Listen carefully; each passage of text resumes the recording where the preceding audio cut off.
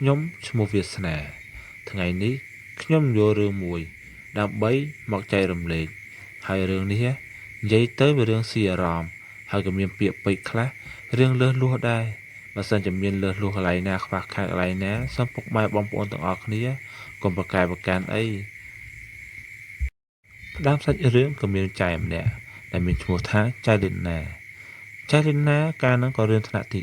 10ពេលនោះក៏រៀនបានប្រហែលជា5ខែហើយគាត់ក៏មានសង្សារព្រោះអីចៃលីណាក៏មានរូបរាងស្អាតណាស់ចកេះក្រងគូតរាងតូចដើមទ្រូងរាងធំសក់វិញត្រឹមចកេះខ្មៅដល់លើបប្រុសណាឃើញហើយក៏ចង់ញ៉ែគាត់ដែរតែចង់បញ្ចប់គាត់ក៏បានសម្រេចចិត្តបើកបេះដូងទទួលយកបរិមម្នាក់ដែលមានឈ្មោះថាបងវ៉ាហើយបងវ៉ានោះក៏រៀងសង្ហាដែរហើយក្រោយមកពួកគាត់ក៏បានធ្វើសង្សារគ្នាបានប្រហែលជាកន្លះឆ្នាំថ្ងៃមួយបងវ៉ាក៏បានសុំបងចៅលីណាដឹកដើរលេងហើយនៅពេលយប់ទៀតហើយបងវ៉ាក៏មានកម្រងស្រាប់ទៅហើយព្រោះគាត់ចង់ធ្វើស៊ីចៅលីណាគាត់ដឹកដើរលេងដឹកចុះដឹកឡើងមើលម៉ោងទៅម៉ោងប្រហែលជា2យប់បាត់ដល់ពេលនោះបងវ៉ាក៏បាននិយាយមួយចៅលីណាត្រង់ថាគាត់ចង់សុំចៅលីណាគេងជាមួយព្រោះអីធ្វើសង្សារគ្នាយូរហើយសូម្បីតែពេលដើរលេងមួយគ្នាសឹងតែមានហងលើកនេះក៏ដាច់ចិត្តសុំចៃណាដើម្បីវាយឡើងហើយចៃណាដល់ពេលលឺចឹងក៏រឿងកៀងដែរណាមួយបងវ៉ាគាត់សុំវល់ចៃណាផងនិយាយផងហូហែតប៉ែនំគោដែលធ្វើឲ្យចៃណាស្ដាប់ចុះស្ដាប់ឡើងគាត់ក៏ទន់ចិត្តរួចហើយចៃណាក៏បានងក់ក្បាលយល់ព្រមពេលនោះបងវ៉ានិយាយពីអកខេខប់និយាយថារោសង្ឃថាចាប់ឯក៏ខុសដែររួចហើយបងវ៉ាក៏បានដឹកចៃណាទៅផ្ទះអំណាក់ដើម្បីលេងវងវ៉ាក់ជាមួយគ្នាក្រោយពីជប់នឹងហើយបងលីណាហើយនឹងបងវ៉ាតែងតែណាត់គ្នាដើម្បីធ្វើរឿងនឹងជាមួយគ្នារហូតនិយាយថាបងវ៉ាវិញជំនាញណាស់ខាងឆាងាវ7ទុំហើយពេលនោះបងវ៉ាស្រាប់តែគាត់សុំឲ្យបងលីណាស៊ីដលងគាត់ហើយពេលនោះបងលីណាក៏រៀនស្ទាក់សើដែរព្រោះគាត់ថាគាត់មិនដែលធ្លាប់ធ្វើអញ្ចឹងទេហើយឲ្យគាត់ធ្វើគាត់រៀងរបៀបរញ៉េរញ៉ើតតែពេលនោះបងវ៉ាក៏បានយករឿងដែលនៅក្នុងទូរស័ព្ទឲ្យបងលីណាមើលពេលនោះបងលីណាមើលហើយ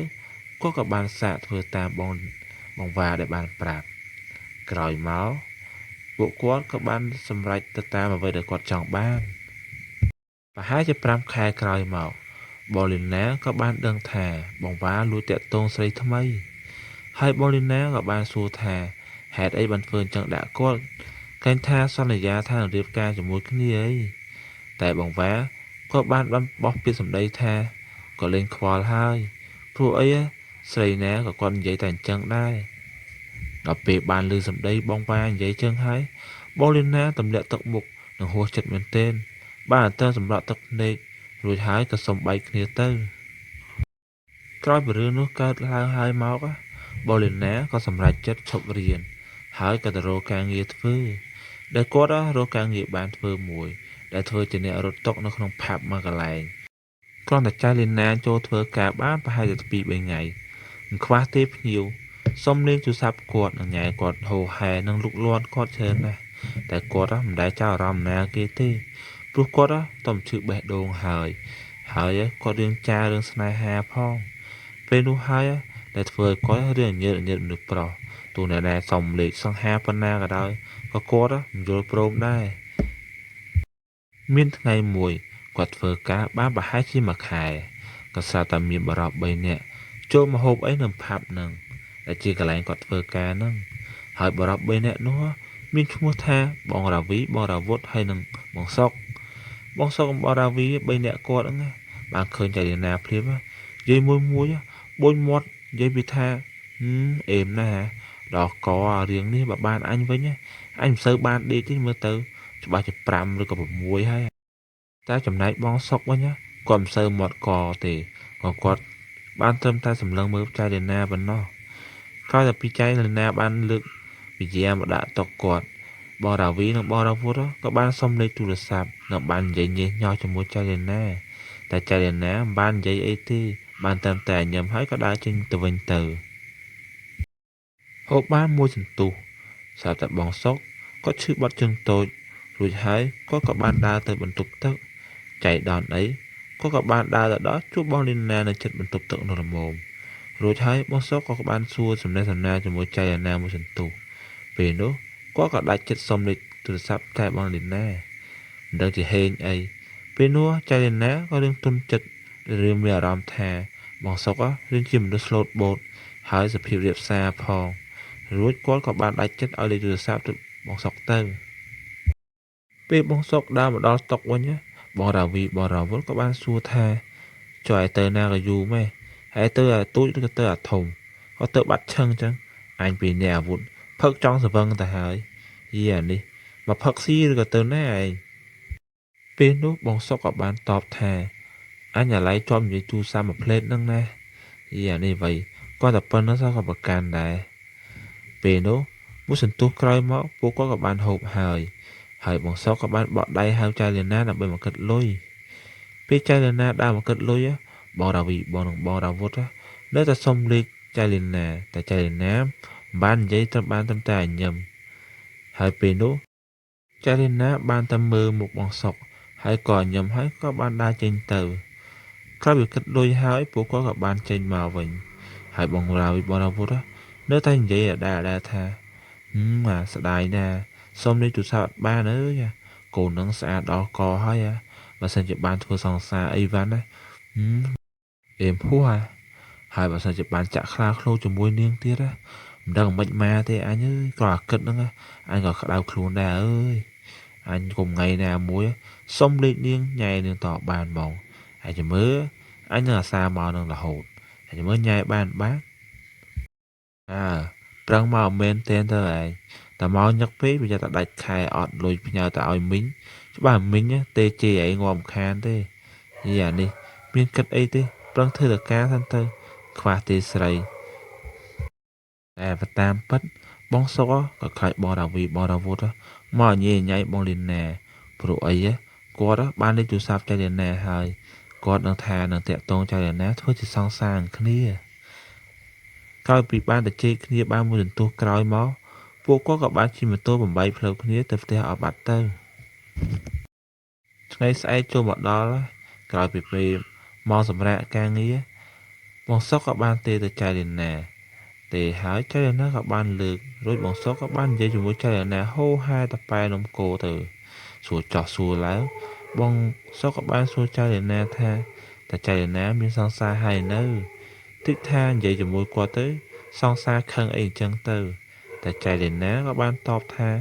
គាត់មិនមានសង្សារអីទេតែពីមុនក៏ធ្លាប់មានតែឥឡូវបែកគ្នាហើយគាត់មិនចង់បានសង្សារអីទៀតដែរព្រោះគាត់រឿងចាស់ហើយរឿងស្នេហានិងរឿងមានសង្សារនេះនៅថ្ងៃអាទិត្យមួយក្រោយពីបានចៃលីណាដើរលេងជាមួយគ្នាហើយចៃលីណាក៏គាត់មិនបានប្រកែកដែរព្រោះអីតាក់ទងគ្នាយូរដែរហើយគាត់ក៏យល់ព្រមពេលដែលដើរលេងពួកគាត់បានទៅហូបអីនិងមើលកូនអីជាដើមក្រោយពីមើលរួចហើយមើលទៅជប់រឿងជ្រៅដែរទៅហើយចៃណាក៏ឲ្យបងសុកជូនគាត់ទៅផ្ទះវិញក្រោយមកបងសុកក៏បានជូនចៃណាមកផ្ទះមែនពេលដែលមកតាមផ្លូវឡានម៉ូតូក៏រៀងស្ងាត់ដែរព្រោះអីវាយប់ជ្រៅខ្លាំងដែរទៅហើយពេលបើកមកដល់ផ្លូវមួយមានផ្លូវលំមួយនៅឆ្វេងដៃស្រាប់តែបងសុកបត់ទៅឆ្វេងដល់ពេលអញ្ចឹងចៃណាគាត់ឆ្ងល់ហើយក៏សួរថាបងបត់តាណាវិញពេលនោះបងសុកក៏បានតបថាបងចុកពោះខ្លាំងណាស់បងរកកន្លែងសម្របសម្រួលសិនពេលនោះបងសុកក៏បានឈប់ឡានហើយក៏បើកទ្វារដើរចូលទៅព្រៃបាត់ទៅចំណែកឯបងលីណាដល់ឃើញអញ្ចឹងក៏បានចុះទៅលើឡានមកដែរដែលគាត់ឈរចាំមើលបងសុកចាំដល់ 2-3 នាទីទៅហើយចៃណាក៏មិនទាន់ឃើញបងសុកចេញមកវិញដែរដល់ពេលអញ្ចឹងក៏បានស្រែកហៅថាបងសុកអើយបងសុកបងហើយនៅហ្នឹងនៅពេលនោះបងសុកមិនបានឆ្លើយតបអីទេដល់ពេលឃើញអញ្ចឹងចៃណាក៏បានរីវរោទូរស័ព្ទមើលហើយគាត់ក៏បើកទ្វារឡានហើយក៏បានអោនទៅរើសយកទូរស័ព្ទពេលនោះសោះតែមានដៃមួយបាត់អោបគាត់ពីខាងក្រោយដែលធ្វើគាត់ភ្ញាក់យ៉ាងខ្លាំងដល់ពេលនោះដល់គាត់ក៏លេចមើលទៅទើបដឹងថានោះគឺជាបងសុកពេលនោះបងសុកអោបគាត់យ៉ាងណែនហើយក៏បាននិយាយថាឌីណាបងស្រឡាញ់អូនខ្លាំងណាស់ បងឃើញអូនភ្លាមបងទ្រាំបានទេតែអូនអាចឲ្យ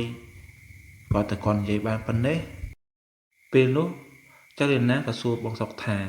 តើបងចង់បានអីពីអូនគាត់តែចៅលីណានិយាយចប់ភ្លាមបងសុកក៏ស្ទុះមកថើបមាត់ចៅលីណាភ្លាមដោយដូចកំរោលចូលអញ្ចឹងគាត់ស្ទុះមកថើបយកដែលធ្វើឲ្យបងលីណាតមាត់បានហើយក៏រើបានដែរហើយដៃបងសុកវិញរាវគ្រប់កន្លោះកលៀតអស់ហើយច្បាច់ហងរាវផងដែលធ្វើឲ្យបើចៅលីណាមិនអាចទប់អារម្មណ៍បានក៏បដោយខ្លួនទៅឲ្យបងសុកទៅហើយពេលនោះបងសុកក៏បានដៃរួចក៏ចាប់ការចៅលីណាក្នុងឡាននឹងតែម្ដងទៅក្រោយពីចាប់ការហើយបងសុកក៏បានជួលចៅលីណាមកផ្ទះវិញហើយបងសុកក៏បាននិយាយមួយចៅលីណាថាគាត់នឹងរើអ្វីអាវ៉ាន់មកនៅរស់នៅជាមួយចៅលីណាដែរដែលឲ្យចៅលីណាឈប់ធ្វើការអីទៀតហើយគាត់ទៅនៅផ្ទះទៅបានហើយចាំគាត់អ្នកចិញ្ចឹមចំណែកឯចៅលីណាវិញបានតាមតែញឹមហើយនឹងសប្បាយចិត្តខ្លាំងដោយគិតថាខ្លួនឯងបានជួបស្នេហ៍ពិតហើយប្រហែលជាលើកនេះមិនឆ្លោះឆ្លោយដូចលើកមុនទេព្រោះអីមើលទៅបងសុកគាត់ក៏ជាមនុស្សល្អហើយស្មោះត្រង់ទៀតផងលុះដល់ថ្ងៃស្អែកបងសុកពិតជារើអ្វីអាវ៉ាន់មករស់នៅជាមួយចៅលីណាមែនហើយពួកគាត់បន្តរស់នៅជាមួយគ្នាបែបនេះរហូតបានប្រហែលជា2ឆ្នាំក្រោយមកមានថ្ងៃមួយជាថ្ងៃអាទិត្យបងសុកក៏បានប្របួលបងរាវីនិងបងរាវុធដើម្បីមកលេងបន្ទប់និងបានហូបចុកអីតិចតួចអញ្ចឹងទៅគឺជាថ្ងៃចុះសម្រាកហើយក្នុងនោះក៏មានចៅលីណាដែរដែលមានគ្នា4នាក់ពេលកំពុងហូបចុកនោះពួកគាត់ក៏បានទៅជែកគ្នាពីនេះពីនោះមានការសើចយ៉ាងសប្បាយពេលនោះពួកគាត់ហូបរហូតដល់មកប្រហែលជា5ល្ងាចពេលនោះបងសុកក៏បានសន្លប់នៅលើតុនឹងតែម្ដងព្រោះគាត់ហូបច្រើនពេកហើយចំណែកឯបងលីណាវិញក៏គាត់រៀនស្វឹងដែរហើយគាត់ក៏បានសុំឈប់ហូបមុនគេដើម្បីចូលសម្រាប់ក្នុងបន្ទប់ហើយចំណែកបងរាវីរវូតវិញមិនបាច់និយាយទេព្រោះអីគាត់ជាជើងខ្លាំងផឹកដែរដល់អញ្ចឹងមិននិយាយស្វឹងទេហើយបើស្វឹងវិញគឺស្វឹងស្រឿងទេព្រោះគាត់ខ្លាំងតែម្ដងមកថារឿងផឹកហ្នឹងពេលនោះបរាវីក៏យកដៃទៅរួចបងសុកហើយក៏បាននិយាយថាអាសុកអាសុកយីអានេះវៃផឹកប៉ុណ្ណឹងស្លាប់បាត់ទៅហើយយ៉ាប់មែនណាពេលនោះបរាវីក៏បានទៅនិយាយទៅបរាវុធថាអាវុធអញតនោមផ្លេតពេលនោះបងវុធក៏បាននិយាយថាយីអញតនោមដែរនេះពេលនោះពីរអ្នកក៏បានដើរទៅបន្ទប់ទឹកជាមួយគ្នាពេលដែលកំពុងតែបត់ជើងតូចនោះបងវុធក៏បាននិយាយជាមួយបងរាវីថាអាវីអញមកជាអញឃើញឌីណាសាច់អក្សរស្គូឥឡូវអើយស្អាតជាងមុនទៀតអញឃើញហើយអញទ្រាំបានទេអញមិនមកចាប់ការតែម្ដងមកព្រោះអីអាសុកក៏វាពោសវឹងស្លាប់ឆឹងហើយលីណាក៏ស្វឹងខ្លាំងដែរពេលនោះបងវីក៏បាននិយាយថា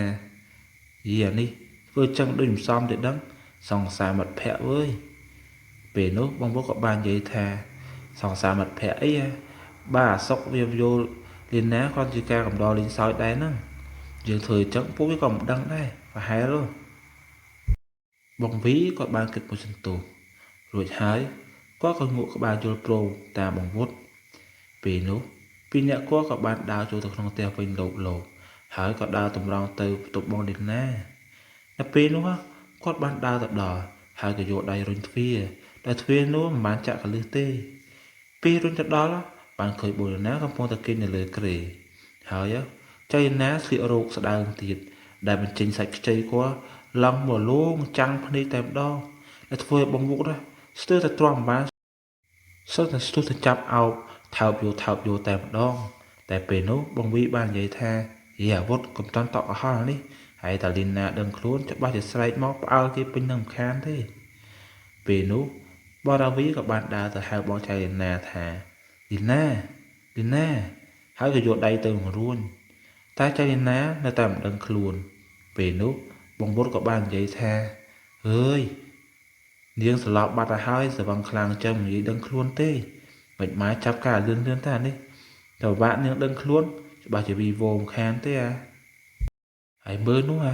ដើមទ្រូងឡងរលុកលុកអើយអាចទ្រាំបានទេអានេះបែរមិនហ៊ានទុកអញចាប់ការមុនហើយឯងចាំពាក់ក្រោយក៏បានដែរពេលនោះបងវុធក៏បានស្ទុះទៅថើបចៅលីណាថ្នមថើបទៅថើបមកថើបទៅថើបមកថើបដល់បានថើបដល់គល់ភ្នំចៅលីណាទៀតផង រួចហើយគាត់ក៏បានរៀលដាលទៅខាងក្រោមម្ដងពេលនោះគាត់ក៏បានយកដៃទៅដោះខោអាវចៅលីណាចេញថ្នមដែលខ្លាចចៅលីណាដឹងខ្លួនពេលនោះបងរាវីក៏ចាប់ផ្ដើមមានអារម្មណ៍ដែរហើយគាត់ក៏បានចាប់ផ្ដើមមកថើបចៅលីណាដែរក្រោយមកបងរាវីចាប់ការខាងលើចំណែកឯបងវុតចាប់ខាងក្រោមពេលនោះចៅលីណាក៏ចាប់ផ្ដើមមានអារម្មណ៍ដឹងខ្លួនថាដូចជាមានអ្នកណាមកប៉ះពាល់ខ្លួនប្រាណរបស់គាត់ព្រោះពេលនោះចៅលីណាខំប្រឹងបើកភ្នែកប្រឹមមកព្រោះអីគាត់កំពុងតែស្រវឹងខ្លាំងពេលគាត់បើកភ្នែកមកគាត់ក៏បានឃើញបងវីហើយនិងបងវុតកំពុងតែបំពេញរាងកាយគាត់តែអ្វីដែលមិននឹកស្មានដល់ចៅលីណាបែរជាមានកំណត់មួយថាគាត់ក៏ចង់សាកមើលដែរថា2 + 1នឹងវាមានអារម្មណ៍យ៉ាងម៉េចព្រោះគាត់ធ្លាប់តែមើលក្នុងទូរស័ព្ទដល់ពេលនេះគាត់បានជួបផ្ទាល់ដល់អញ្ចឹងគាត់ក៏បានធ្វើជាបើកភ្នែកមកហើយក៏ធ្វើជានិយាយថាបងវីបងវុតធ្វើអីហ្នឹងពេលនោះបងវីបងវុតភ្ញាក់ផ្អើលយ៉ាងខ្លាំងនាំគ្នាស្ទុះក្រោកឡើងឈរហើយក៏បាននិយាយថាបងគឺបងគាត់និយាយទាំងល្អាតអួលដែលធ្វើឲ្យចៅលីណានិយាយថាមិនក៏បងធ្វើអញ្ចឹងពេលនោះបងវុតក៏បានតបវិញថាគឺពួកបងទាំងពីរលួចស្រឡាញ់លីណាយូរដែរហើយឃើញលីណាទ្រាំមិនបានទេតាំងពីថ្ងៃជួបដំបូងមកម្លេះចៅលីណាក៏បានសួរបន្តទៀតថាចុះពួកបងឯងអត់ខ្លាចបងសុកដឹងទេអីពេលនោះបងវុតក៏បានស្ដាប់យល់ន័យព្រោះយល់ថាចៅលីណាច្បាស់ជាចង់មួយពួកគេដែរហើយបាននាងនិយាយចឹងពេលនោះបងវុតមិនបាននិយាយតបអីទេក៏ស្ទុះចាប់ប្តីចៅលីណាទៅដេកលើគ្រែវិញរួចក៏ចាប់ថើបចៅលីណាយកដោយបងអែលខាងលើចំណែកបងវីវិញបើពេលឃើញអញ្ចឹងក៏បានចូលរួមគេដែរពេលនោះពីរអ្នកគាត់ក៏បានចែកតួនាទីគ្នាដោយបងវុតចាប់ការខាងលើឯបងរាវីចាប់ការខាងក្រោមពេលនោះចៅលីណាគាត់មិនបានស្រែកបានអីទេដោយគាត់បានឆ្លងអារម្មណ៍ទៅតាមអ្វីដែលពួកគាត់ក៏ពោលតែចាប់ការគាត់ក្រោយមកបងរាវីនិងបងវុតក៏បានធ្វើសកម្មភាពនោះរួចរាល់ជាមួយបងចៅលីណាក្រោយមកពួកគាត់ក៏បានរៀបចំខ្លួនទៅផ្ទះវិញដែលទុកឲ្យចៅលីណានៅលើគ្រែតែម្នាក់ឯងចៅលីណាបានត្រឹមតែនិយាយថា2 + 1ពិតជាអេមផាន់គេមែនខ្លាំងជាងគាត់ធ្លាប់នៅជាមួយបងសុកទៅទៀតពិតជាមានក្តីសុខខ្លាំងណាស់ដែលគាត់មិនអាចបរិយាយបានទេតែសូមពួកបងស្រីដែលមានស្វាមីហើយឬក៏មានសង្សារហើយកុំយកតម្រាប់តាមចៅលីណាសោះនេះគឺជាគំរូដែលមិនល្អទេវាគ្រាន់តែជាសាច់រឿងមួយសម្រាប់ផ្សារដាស់តឿនសម្រាប់បងស្រីតែប៉ុណ្ណោះឥឡូវចូលសាច់រឿងយើងវិញក្រោយពីរឿងនោះបានម្លងទៅប្រហែលជា4 ខែចៃលេណាសត្វតែមានអាការៈវិលមុខអួតចង្អោរនិងដូចជារវិញមាត់ឃ្លាមជូរហើយគាត់ក៏បាត់រដូវប្រហែលជា1 ខែទៅហើយនៅពេលនោះបងសុកក៏បានជូនចៃលេណាទៅមន្ទីរពេទ្យដើម្បីពិនិត្យសុខភាពក្រោយទៅមន្ទីរពេទ្យហើយក្រោយពីពិនិត្យអ្នកគ្រូពេទ្យក៏បានប្រាប់ថាចៃលេណាមានផ្ទៃពោះ2 ខែហើយគ្រាន់តែឮភ្លាមបងសុកមានការភ្ញាក់ផ្អើលជាខ្លាំងព្រោះអីថាការដែលគាត់ញាប់ផ្អើលនេះព្រោះគាត់ដឹងថាកន្លងមកដល់ពេលដែលគាត់នៅជាមួយចៅលីណាគាត់តែងតែការពារហេតុអីបានចៅលីណាអាចមានផ្ទៃពោះបានសំណួរនេះបានទៅដល់ផ្ទះទើបអាចមានចម្លើយបានក្រោយមកដល់ផ្ទះបងសុកក៏បានសួរចៅលីណាថាតើអ្នកណាគេធ្វើគាត់មានផ្ទៃពោះហើយតើចៅលីណាលួចតាក់ទងអ្នកណាគេទៀតចំណែកចៅលីណាវិញបានតែរយំមិនហ៊ានមាត់កឬតមាត់អីទេព្រោះគាត់ដឹងខ្លួនថាគាត់បានធ្វើខុសហើយកូននោះក៏ដឹងច្បាស់ថានោះជាកូនរបស់បងរាវីនិងបងរាវុធតែមិនដឹងជាមួយណាច្បាស់លាស់ពេលនោះបងសុកខឹងខ្លាំងណាស់រហូតដល់សុំចៅលីណាបែកគ្នាតែម្ដងទៅក្រោយពីបែកគ្នាជាមួយបងសុកហើយចៅលីណាក៏វិលត្រឡប់មកស្រុកកំណើតវិញដើម្បីមករស់នៅជាមួយពុកម៉ែគាត់រំលងបានប្រហែលជា7 ខែគាត់ក៏បានសម្រាលបានកូនប្រុសម្នាក់ហើយក៏បានដាក់ឈ្មោះថាវីរៈគឺមានរូបរាងស្អាតណាស់មិនដែលជាកាត់មុខមាត់ទៅណាគេទៅច្បាស់ទេព្រោះកូននោះវាមាន2 នាក់គឺបងវុតនិងបងវីតែមិនដែលជាមួយណាច្បាស់ហើយចៃលីណាក៏មិនដែលបានតាក់ទងទៅខាងបងវុតបងវីឲ្យទទួលខុសត្រូវដែរដោយសារតែគាត់ដឹងខ្លួនខុសគឺគាត់ជាអ្នកព្រមតាមគេ ទើបរឿងនេះវាកើតឡើងចំពោះគាត់កាត់រំលងបានប្រហែលជាមួយឆ្នាំដែលគាត់មានកូនក្រោយមកក៏មានអ៊ំម្នាក់ដែលមានអាយុប្រហែលជា70ឆ្នាំបានចូលសួរស្ដីគាត់ពេលនោះបូលីណាគាត់មិនពេញចិត្តទេតែពុកម្ដាយគាត់បានឃើញថាតានោះមានទ្រព្យសម្បត្តិច្រើនហើយគាត់មានកូនប្រុសតែម្នាក់គត់ដល់អញ្ចឹងគាត់ក៏បានយល់ព្រមលើកចលនាឲ្យតានោះក្រោយពីរៀបការហើយយប់ឡើងដល់ពេលសង់លំនេកតានោះក៏បានចាប់ការចលនាហើយពេលនោះតានោះចាប់ការចលនាបានប្រហែលជា2នាទីហើយគាត់ក៏រួចរាល់សម្រាប់ចលនានេះវិញនៅហេលហាលកដាលសមុទ្រដល់ត្រើយផងពេលនោះចលនាក៏បានគិតថាប្រហែលជាគាត់ខានយូរហើយទើបបានជាអញ្ចឹងវាមិនអីទេប្រហែលជាយប់ស្អែកឬ2ថ្ងៃទៀតប្រហែលជាមិនអញ្ចឹងទេតែអ្វីដែលគាត់គិតវាមិនដូចការគិតមែនតានោះនៅតែអញ្ចឹងត្រឹមតែ2នាទីឬក៏1នាទីគាត់រួចរាល់បាត់ទៅហើយដែលធ្វើឲ្យចលនានេះអន់ចិត្តស្ដោកព្រោះគិតថាបានប្តីចាស់ច្បាស់ជាចេះថ្នាក់ថ្នមនិងមានច្រើនក្បាច់ដែលសម្រាប់ตัวគាត់សោយសុខមិនខានទេតែអ្វីដែលបានឃើញគឺផ្ទុយស្រឡះតែម្ដងដែលធ្វើឲ្យគាត់ខកចិត្តជាខ្លាំងរួចហើយគាត់បានតែធ្វើមុខកញ្ញើព្រោះអីតាំងពីរៀបការមកគាត់មិនដែលបានស្គាល់ទេថាពាក្យថាដល់ត្រើយមានថ្ងៃមួយប្តីគាត់នោះក៏មានការរវល់ចុះទៅខេត្តប្រហែលជា2-3ថ្ងៃពេលនោះចៃណាក៏នៅផ្ទះតែពីអ្នកកូនចុងគាត់ទេហើយកូនចុងគាត់នោះគឺជាកូនប្រុសមានអាយុប្រហែលជា16ឆ្នាំហើយពេលនោះចៃណាក៏ចាប់ផ្ដើមមានអារម្មណ៍គិតថាគាត់ចង់បដូររសជាតិពីឪមកកូនពេលនោះចៃណាធ្វើជាពាក់សិចស៊ីបញ្ចេញលើបញ្ចេញក្រោមធ្វើឲ្យចេញគល់ភ្នំគាត់ចេញទៅសៃឡើងល្វៀមហើយសាច់វិញឡើងសខ្សៃស្គុះដែលធ្វើឲ្យកូនប្រុសរបស់ប្តីគាត់ឃើញហើយវាចាប់ផ្ដើមឆ្លេឆ្លាងាកមុខចេញផងចង់មើលផងពេលនោះចៃណាក៏បានធ្វើជាដើរចូលក្នុងបន្ទប់ហើយក៏បានស្រែកហៅកូនប្រុសចុងគាត់ថាអូនណាចូលមកក្នុងបន្ទប់ផ្លេតមើលពេលនោះកូនប្រុសគាត់ក៏បានដើរចូលទៅក្នុងមែនហើយចៃណាក៏បង្គាប់ឲ្យកូនប្រុសគាត់នោះយកសេនកោះខ្យល់ដើម្បីកោះខ្យល់ឲ្យគាត់ពេលដែលកំពុងកោះនោះចៃណាក៏ធ្វើជារបូតសរងដើម្បីបញ្ចេញសាច់ខ្ចីឲ្យកូនប្រុសចុងគាត់ឃើញពេលនោះកូនប្រុសចុងគាត់បានឃើញសារតាវាបើកភ្នែកធំចំហមាត់មើលតែម្ដងដល់ពេលអញ្ចឹងចៃណាក៏ចាប់ផ្ដើមនិយាយថាមិញម៉ែច្រឡំរបូតអស់កូនឯងឃើញអស់អាលីងមើលម៉ាក់សុំសួរមួយមើលតើកូនឯងពីមុនធ្លាប់មានសង្សារឬក៏មានស្នេហាអីដែរអត់ហើយធ្លាប់មានអីជាមួយកូនគេដែរអត់ហ្នឹងពេលនោះកូនចុងរបស់គាត់ក៏បានឆ្លើយថាអត់ដែលមានផងពេលនោះចៃណាថាតើកូនឯងចង់សារដែរអត់ពេលឮចឹងហើយកូនប្រុសគាត់នោះសាតាវាចាប់ដើមមើលមុខចៃណាដោយលើកទៅមកពេលនោះចៃណាក៏ចាប់ដើមផ្ដេកវាទៅដេកនៅលើពុកហើយគាត់ក៏ចាប់ដើមថើបកូនចុងគាត់ពេលនោះកូនចុងគាត់ក៏ទ្រាំបានហើយក៏បានចាប់អោបចៃណានិងថើបចៃណាវិញរហូតដល់មានអារម្មណ៍រួចហើយគាត់ក៏ចាប់ដើមបង្រៀនកូនប្រុសចុងគាត់ធ្វើសកម្មភាពដែលគាត់ធ្លាប់ធ្វើកន្លងមកជាមួយឪគេក្រោយពីបានស្គាល់រសជាតិម៉ែចុងហើយកូនប្រុសចុងរបស់គាត់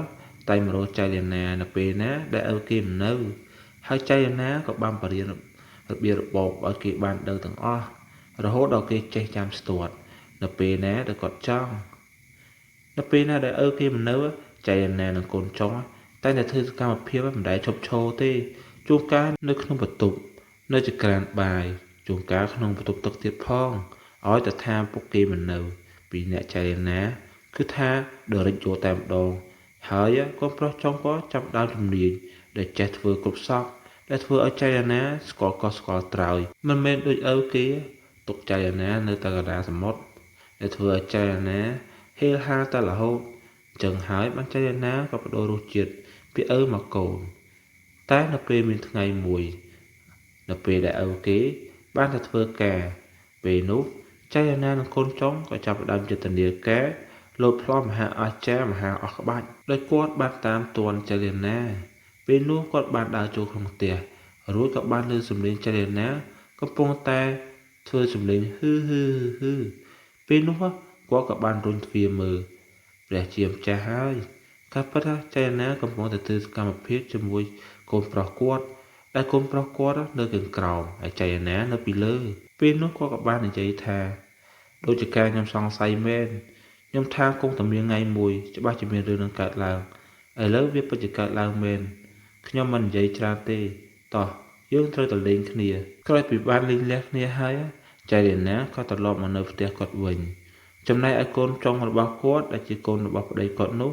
គឺប្តីគាត់បានបញ្ជូនគេទៅនៅភ្នំពេញជាមួយអ៊ំគេដោយមកឲ្យគេនៅស្រុកភូមិទៀតទេព្រោះខ្លាចថាអាចនឹងវិលទៅរកចៃណានិងធ្វើរឿងអ្វីដែលគាត់មិននឹកស្មានដល់ពេលនោះជីវិតចៃណាបានត្រឹមពាក្យថាមេម៉ាយពីរទឹកហើយ1 + 2ហើយរឿងយើងក៏បានដល់ឈានទីបញ្ចប់បើមានពាក្យពេចន៍អសរោះលើសលួសខ្វះខាតកន្លែងណាសូមបងប្អូនអធិស្ឋាននិងអោនឲ្យខ្ញុំផងហើយវីដេអូនេះគឺមានតែប៉ុណ្្នឹងទេហើយបងប្អូនកុំភ្លេចជួយជាវខ្ញុំម្នាក់មួយផងសូមជម្រាបលាជួបគ្នានៅវីដេអូក្រោយ